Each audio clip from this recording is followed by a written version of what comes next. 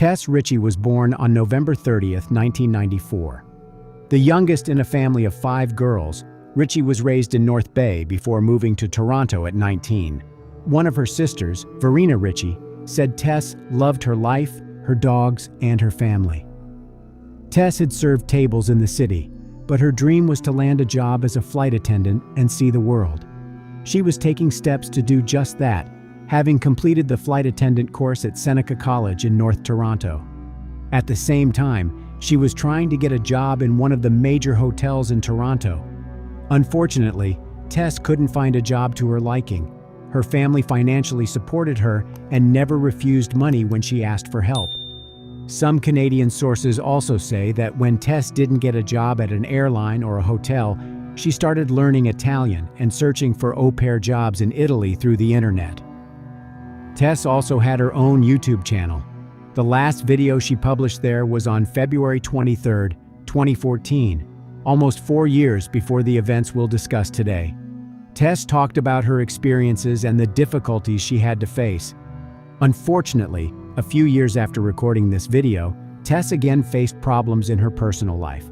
That fall, heartache destroyed her life. On November 23, 2017, Tess went through an emotional breakup with her boyfriend Julian. The next day, she turned to her older sister Rachel, who was 8 years older than her. The two were close. "She was my soulmate," Rachel said. On November 24th, Tess spent most of the day at Rachel's house in Toronto. They talked about the breakup, went shopping, and visited a dog park. That evening, Rachel cooked some food. However, she had to persuade her sister to eat, as she had no appetite due to stress. Despite this, Tess made plans for the night. She decided to meet an old school friend named Riley Simard. Like Richey, Simard was from North Bay. She had moved to Toronto in the summer of 2017. The two hadn't seen each other in years, but now that they were both living in the same city, they had started talking again. Simard suggested they go to Crews and Tangos, a well-known drag bar in the Church and Wellesley area. That evening, Rachel's partner ordered Richey an Uber so she could meet Simard downtown. Rachel Richey recalled seeing her sister running down the front path to the Uber. That fleeting glimpse was the last time she would see her alive. Richey arrived at Crews and Tangos around midnight. Simard wasn't there yet. The club was full of people. Tess texted her sister to tell her she reached the place safely. It was commonplace. Richey's phone was her second best friend, her sister said. The following morning, Rachel Richey sent her younger sister a text message. She didn't expect to hear back immediately, considering Tess had been out the night before. By 6:30 p.m., Rachel still hadn't heard from her. Soon after, she noticed that none of her texts had reached Tess. Rachel tried calling, but all the calls went straight to voicemail. Her mother, Christine Hermiston, also tried to contact Tess, but her phone was off.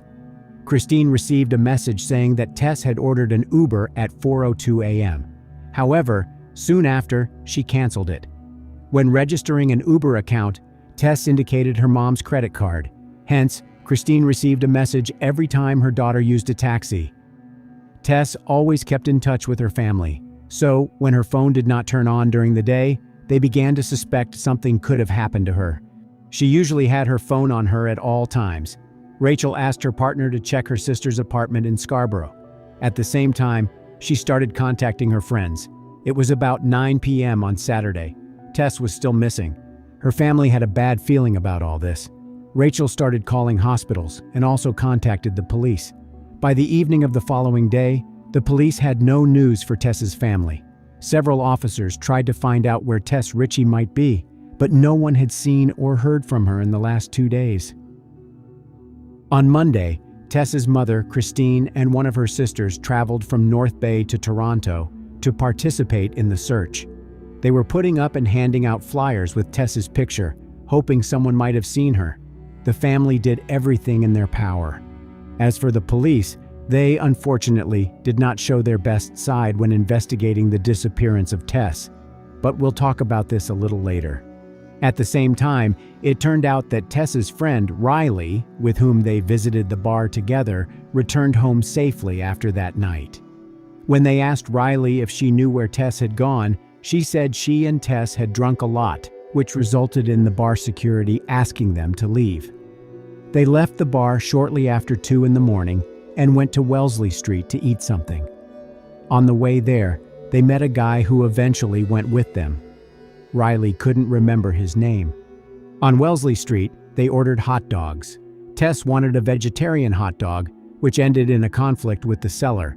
Tess believed they gave her a hot dog with meat.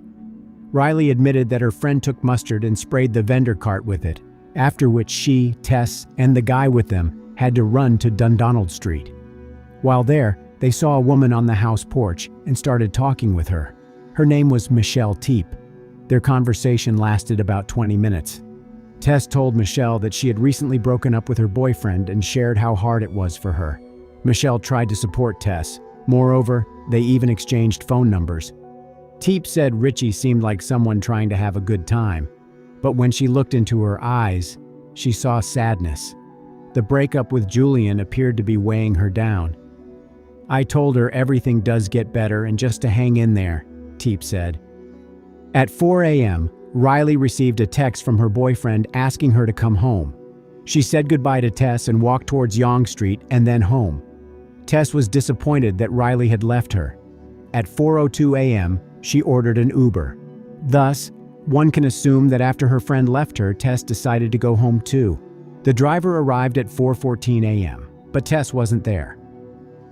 On Wednesday, November 29th, just one day before Tess's 23rd birthday, Christine again distributed flyers with her daughter's picture in the area where people last saw her. Knowing that Riley had parted with Tess on Dundonald Street, Christine decided to explore this area. She turned to Anne Brazeau, a nurse who worked at St. Michael's Hospital, as their daughters had been friends since elementary school in North Bay. Together, they set out to find Richey amid a growing search effort and social media push to locate her. That's when Brazeau made a haunting discovery. Peering into the bottom of an outdoor stairwell in a construction site at 582 Church Street, Brazeau immediately recognized Richey's body lying on the concrete. In 2017, this building was under reconstruction and partially fenced. It looked like this. "I went into complete shock, horror, disbelief. I couldn't process or make sense of what I was seeing," Brazeau said through tears. "I was terrified."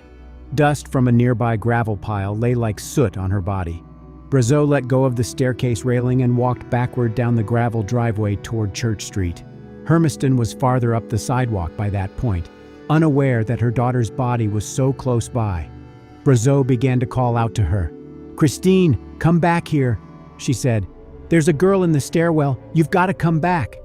Hermiston turned, raced down the driveway and stopped dead at the stairwell. After a few moments, she started screaming and asking God for help. Tess's death became a heartbreaking challenge for her whole family. They found her body just 300 yards from the bar where she spent time before she disappeared and just 20 yards from where her friend Riley last saw her. It raised a lot of questions about the work of the police. After all, her body was a couple of blocks from the bar all this time. However, after Anne and Christine found Tess's body, an anonymous police source provided the press with new information. Allegedly, Tess advertised her intimate services via the internet and worked in a strip club. The grieving mother said Toronto police didn't do enough to search for Richey because they assumed she was an escort. "It was horrifying to read that," Hermiston replied angrily at what police sources told the media after her body's discovery. "She was not making a living in the sex trade industry. It's a blatant lie. They leaked that so it would look like she lived a high-risk life and was in a laneway with somebody, and it wasn't their fault." Although Tess did work as a waitress at a strip club, she quit less than 2 weeks after they hired her. As for intimate services advertisement, it was just an account on a dating site. Even though they had found Richey's body, there was no explanation for what happened to her. Police did not initially suspect foul play, but the homicide unit eventually took over the case after an autopsy revealed she had died of neck compression. Moreover, they found seminal fluid on the girl's clothes and saliva on her bra. After some tests, they found traces of male DNA. Thus, the police finally started searching for a suspect. Considering Riley's testimony, the detectives were trying to figure out the identity of the guy the girls met that night. After all, he was the person Tess stayed with after Riley went home. The police turned to CCTV footage to learn more about that night. This video shows Tess and Riley leaving the bar and going towards the hot dog vendor's cart. There were also CCTV cameras on the building close to where Brazeau found the body. After analyzing the recordings, the police saw Tess and her new acquaintance walking hand in hand up the gravel driveway. According to the information voiced by the police, the camera captured Tess and this unknown man at 4:14 a.m. The following recording, taken 46 minutes later, shows the guy leaving the place alone. Tess never appeared in the footage again. Therefore, the police believe this man was the main suspect in the Tess Richey case. On December 10th, during a press conference, the Toronto police published pictures of this man taken with the help of a video surveillance system. They hoped someone would recognize him. The pictures, taken by an ATM camera, were of poor quality. An ATM was next to the place where Richey bought hot dogs. In the evening of the same day, the police discovered the identity of this man. Oddly enough, after seeing the published images, the man called the police station himself. "I'm the guy in the photo," he said. The person who was with Tess that night was 21-year-old Kaylin Schlatter. In the fall of 2017, Schlatter was 21 and living with his parents and younger brother at their North Toronto home. He had completed a year of postgraduate study as a car mechanic and worked with his dad in construction. Schlatter, his parents, and one of his lawyers went to the police station, where he briefly spoke with detectives but refused to testify. His parents brought some food and a bottle of water for their son. In the end, they provided police with some crucial evidence. While still at the police station, Schlatter threw an empty water bottle into a trash can. The police promptly seized it and sent it for forensic medical examination. It took some time, but eventually, they determined that the DNA sample on the bottle and DNA samples extracted from seminal fluid and saliva found on Tess Richey's body belonged to the same person. Police planned an undercover operation to monitor Schlatter for several weeks, but the DNA results accelerated the process. Schlatter was arrested around 11 p.m. on February 4, 2018, after watching the Super Bowl with his family at the Cineplex Cinemas Queensway in Etobicoke. They took him to 13 Division and placed him in a holding cell at 3:19 a.m. on February 5th. Two other men were locked in holding cells on either side of him. Schlatter had no idea both were undercover cops and that he was about to give them an abundance of evidence. The three men sat in separate, nondescript holding cells with a combination toilet and sink as well as a bed. Schlatter was locked in a cell between the two cops, with all three men facing the same wall. None of them could see each other, but that didn't stop them from talking for hours. Schlatter told these policemen about his passion for card games and his ability to seduce women. According to him, he has slept with more than 40 women, even though he was only 21 years old. However, he did not mention that he liked both men and women. As it turned out later, Schlatter did not meet Tess and her friend Riley on the street. He was in the same bar as them.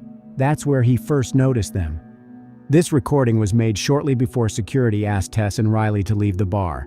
Here's Riley, and here's Tess. And this is Schlatter. Schlatter also told undercover officers about Tess. At first, he said that she was alive when he left. Shortly after, Schlatter added that something could have happened because alcohol clouded his mind. He thought he was not capable of it. The police charged Kaylin Schlatter with taking the life of Tess Richey, but of course, he denied his guilt. In June 2018, two police officers, Alan McCullough and Michael Jones, were charged with 2 counts of misconduct for neglect of duty under Ontario's Police Services Act. According to the notice of hearing, they allegedly failed to thoroughly search the adjoining property or immediate area, interview neighbors, and notify a supervisor. If they had followed protocol, Christine Hermiston stated, they would have found her. She was lying just around the corner. Despite all this, both officers remained working in the police, but received penalties. As for Kaylin Schlatter, during the 7-week trial held in 2020, his defense tried to prove his innocence, arguing that someone else could have approached the stairs where Tess was lying by climbing over the fence on the other side of the building and thus remain invisible to the cameras. The lawyers even gave the name of another suspect, but the police thoroughly checked and interrogated this person, finding no evidence linking him to Tess's death. DNA evidence pointed to only one person, Kalen Schlatter. Schlatter was a slight man who appeared soft-spoken in court. He said he has a speech defect that causes him to slur his words and stutter sometimes. Trying to explain the presence of his DNA on Tess's belongings, he said she offered him to hide from prying eyes. At 4:02 a.m., Tess Richey ordered an Uber. The driver arrived at the pickup point at 4:14 a.m., but Tess wasn't there. Instead of letting Richey meet her Uber driver, Schlatter again approached her. They sat down on a bench at the corner of Church and Dundonald. Tess seemed a bit more upset from the argument, so I walked over to her to check if she was all right, Schlatter said. He said it was Richey who asked him to sit and talk. It's impossible to corroborate his account, as there is no sound on any security video from the area. Schlatter testified Richey was bummed about her breakup, so he started talking about the dissolution of one of his previous relationships to make her feel better. She listened intently, he said, and even declined a phone call during their conversation. It was a lie. The police examined Tess's mobile phone records and discovered no one had called her during their conversation. Later on, she asked if it's okay if she kisses me, Schlatter said. We stand up and give each other a hug and kiss. These words could not be confirmed either, since there weren't any kisses on the CCTV footage available to the police. According to Schlatter, Richey asked him to follow her to the driveway at 582 Church Street and down into the property's outdoor stairwell. The prosecution considered these words a lie because, at that time, the Uber driver was waiting for Tess. They suggested that Schlatter offered to escort Tess to her car, but he was planning something completely different. We will never know what Kalen Schlatter told Tess Richey as they walked up Church Street to convince her to walk into the dark at 4 a.m. with a man she just met. Schlatter claimed that he and Tess went down the stairs and started kissing. He wanted more, but Tess said they couldn't go any further.